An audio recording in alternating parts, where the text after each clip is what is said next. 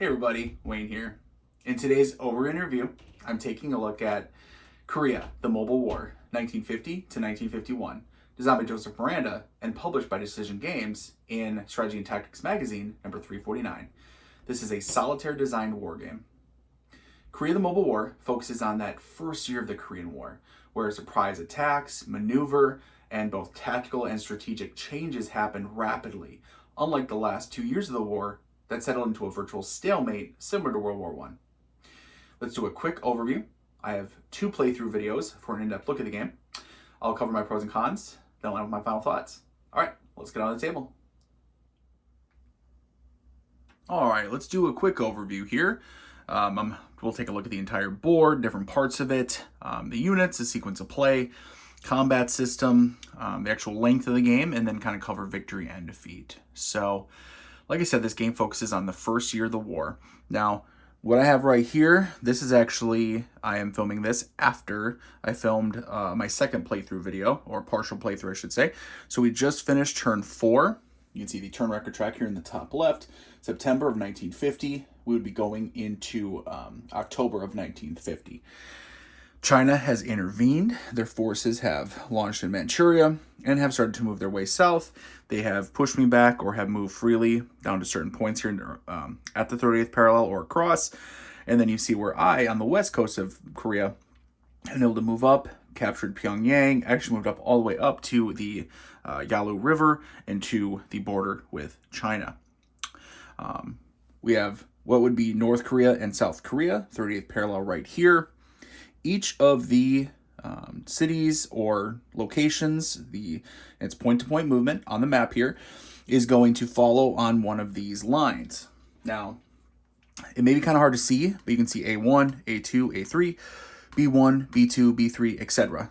There is an A line, a B, a C, and a D.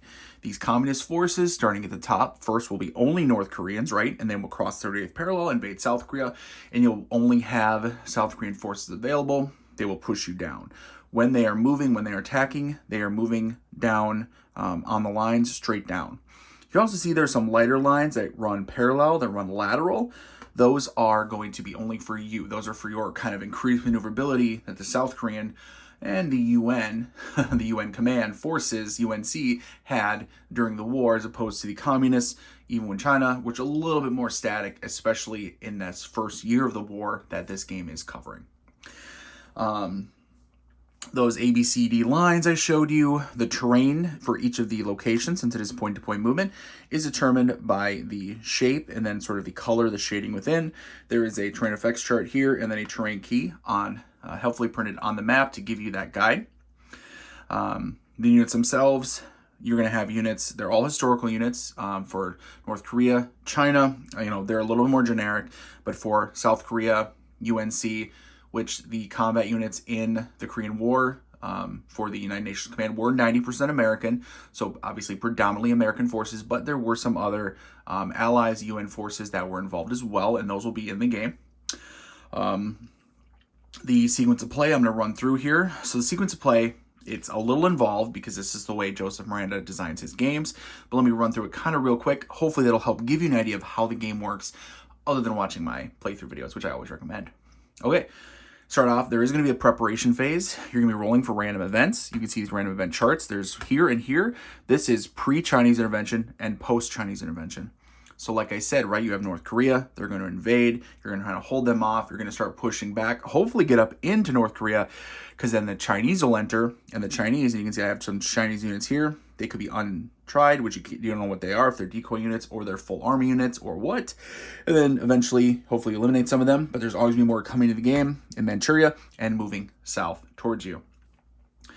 Logistics are a big part of this game, so the communists have logistics, and then you have logistics as well. Those go into things like determining the communist strategy, whether they're going to be launching offensives or they're going to be falling back or standing fast and refitting their units. Your logistics, same idea.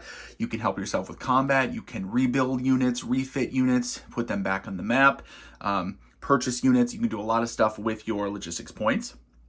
The communists, every turn, other than when the Chinese intervene, are going to determine what their offensive strategy or defensive strategy is going to be. You get reinforcements. Pretty much every turn you'll have reinforcements coming in. Those are all those reinforcements, right, that the UN pushed in, brought in from Japan, brought in from elsewhere, and landed them in South and then maybe eventually North Korea, depending on which ports you control, where you want to put your units. You also have naval, air, and air units. Those are going to be things that will allow you to do things like, which we're getting into the airstrike and naval power phase, give you things like airstrikes during close combat. So during the actual combat phases, you can have close air support. You can assign air and naval for interdiction, which will reduce combat's logistics, right? You're interdicting those supplies from China, from Russia, or the Soviet Union. You have air superiority, which reduces communist anti-air, so sort of the strategic level aspect. Eventually, the Russians will intervene, so you'll have Soviet air intervention, which will increase the strength of their AA, along with letting them to go first instead of last. You then can possibly get, though, F-86 Sabres to counteract them. Again, all very historical. Besides assigning units, so you also have naval units for transport, you have air units for transport, airdrop supply, airborne assault, airlift, a lot of different aspects, a lot of different mini missions. Again, you're going to see some of them in action in my actual playthrough videos. After you've done everything that you've assigned your air and naval units, and then you've carried out everything except the close air support, then the close air support stays into. Next, you have the two operational phases. First, the communists, they have potentially they always have a first impulse, and they may have a second impulse, and then there is a UNC player operational phase. First, potentially second impulse. That is where, unless they stand fast, then they don't have a first impulse. But basically what that is during an impulse, the communists will move south, predetermined, they're following those lines, so that is very static, very strict, and then they will engage in combat with any spaces they share with your units. There may be no impulses, there may be one, there may be both, depending on things like the communist strategy and also LOC, which is line of communication, which is basically the line of supply. That's the supply for units. After that, you go to the UNC player. That's where you get to conduct your impulse or impulses, again, depending on LOC for the second one, move and attack. So you'll be moving units, you're conducting attacks. Remember, you get a little bit of freedom of movement. You can move laterally. They do not. Then you go into the refit phase, which is where you have your air and naval units, all of them that are left over, return.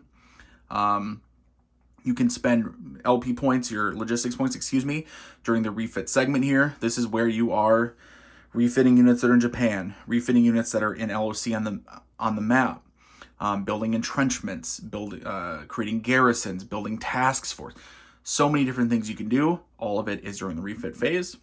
Communists potentially refit depending on their strategy. If they've been attacking, generally they don't. There's a final phase for checking victory. So basically, the only way that the game can end early is if there's a sudden death victory, in which case the Chinese have captured every port in every city, in which case you will lose sudden death. So no matter what turn that is, you lose. If you make it all the way to the very end, so June of 1951 through the 13th turn, you will then check for victory points to see if you have captured enough of the cities on the map. You have potential to have a decisive victory, a marginal victory, could be a stalemate. If it's right around along the 38th parallel, it's probably going to be a stalemate.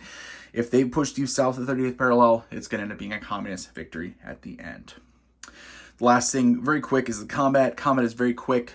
When you have units occupying an area, you are going to first conduct the close air support or naval support. If it's in a port, you can use your naval support for that. After that's resolved, there's still enemy units. You determine who has tactical superiority based on terrain, based on special rules when the communists intervene. Whoever has tactical superiority gets to fire their units first, which means every one of their combat units in an area will fire, depending on their combat strength. They roll on the tactical fire table, apply any hits to the other side. There's rules for your applying hits to the communists. Whoever didn't get to go, if they're still there, then they get to fire back. Once that one round of combat, just one round back and forth, it's one side and then the other. Whoever was the attacker, if there's still defenders there, they have to retreat. If the defenders have been eliminated, the attackers now control that space. Pretty simple. It sounds a little complicated. It's not. It's super simple. Again, you saw that in action. So in my playthrough video. So I hope that gives you a quick and dirty overview. Again, there's kind of a lot of moving parts to it, but it's not complex at all. It's just all about following that sequence of play, working your way through it, and you will get through a game. Go ahead, check out video 1.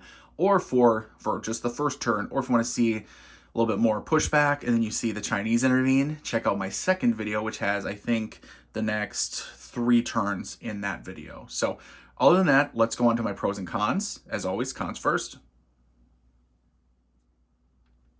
All right, first off, the rulebook, it could definitely be better. It's far from the worst I've seen, but there are some definite omissions and errata. An example is the rules for entrenchments and determining tactical superiority, or who fires first in combat. I'm not going to quote all the rules. I did explain some, not necessarily everything, but basically the rulebook talks about building an entrenchment on a unit and the positive effects. So entrenchments are here. The positive effects of doing so. One of which is you gain tactical superiority.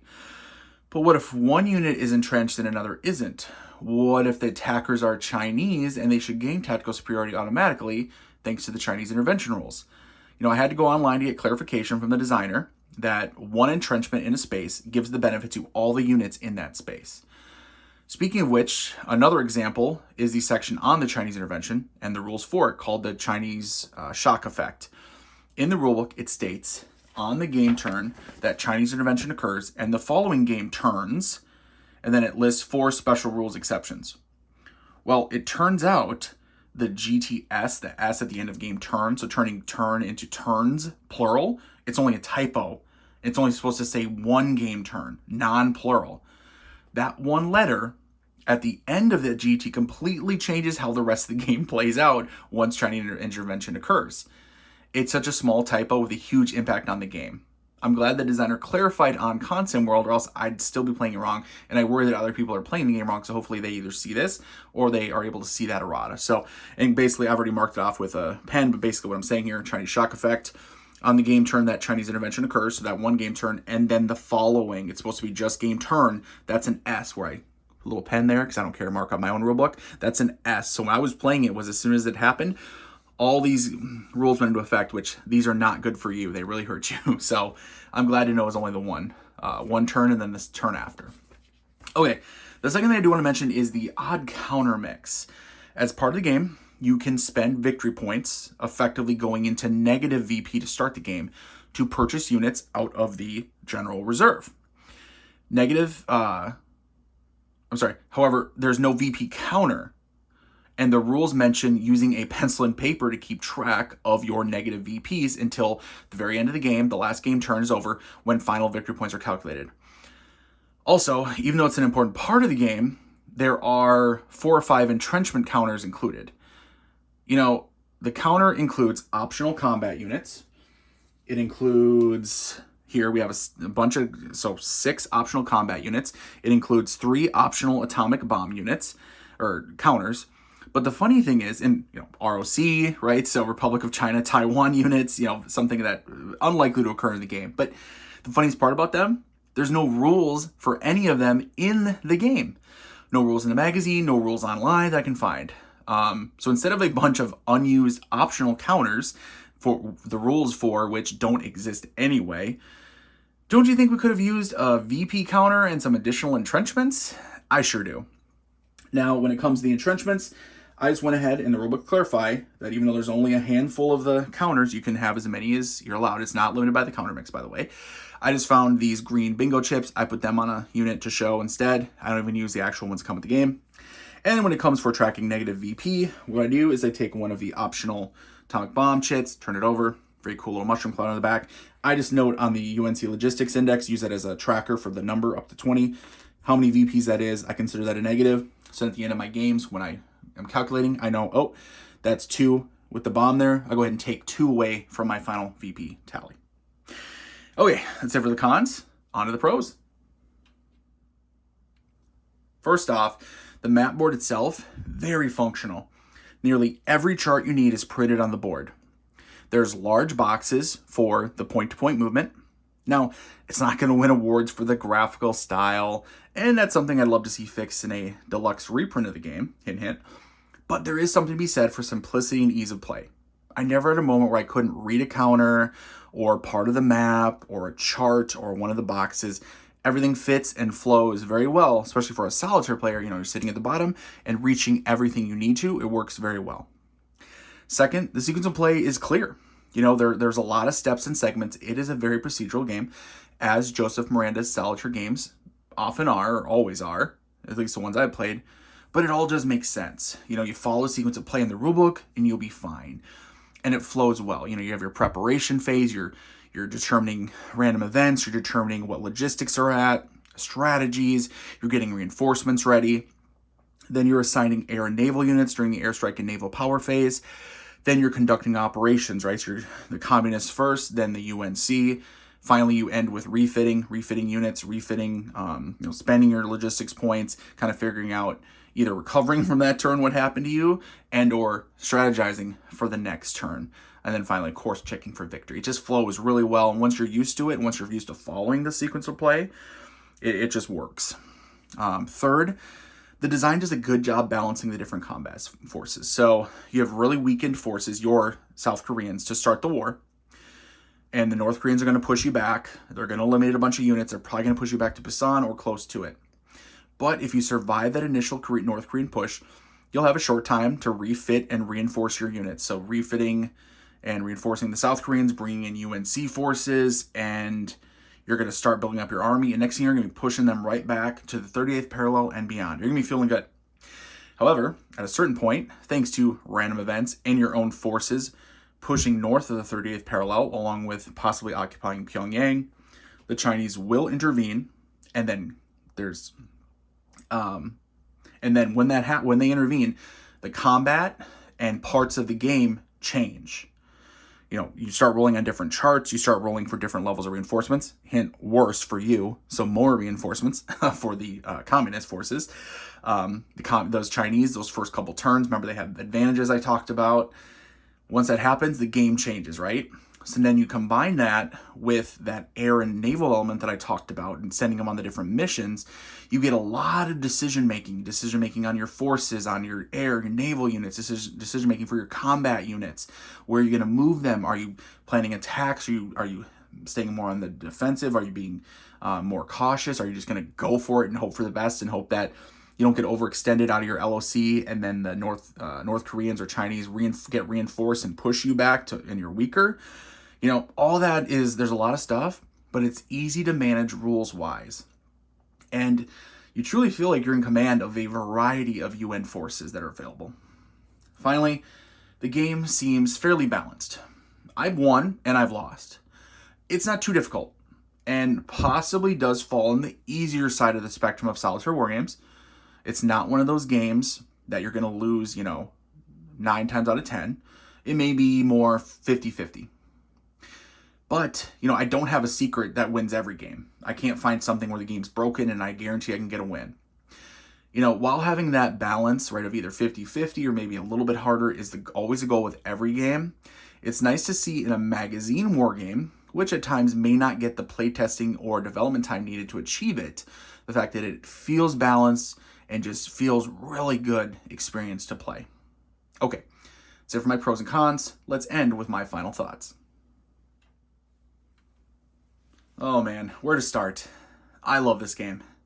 Yes, it has its flaws. Like many magazine war games, the rules could have used another pass from the developer, and I'm still not sure they were thinking with that weird counter mix and, not having enough entrenchment counters and not even having a VP counter. But getting past that, getting to the game itself, it's such a fun game to play. The balance between spending your logistics points, setting up your air and naval missions, then playing everything out during the combat impulses just feels really smooth and works so well. I've never had so much fun messing around with logistics points, right? It's not just a game about pushing combat units at each other. Not when you can cut off communist forces by making amphibious landings or airborne drops.